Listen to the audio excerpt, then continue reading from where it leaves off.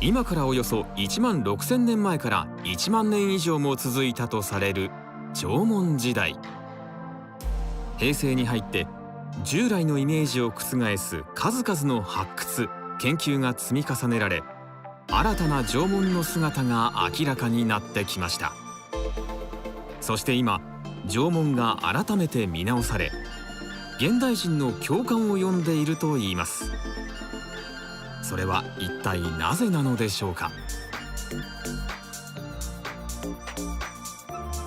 今回のクロス討論は、新たな光が当てられている縄文を討論していきます。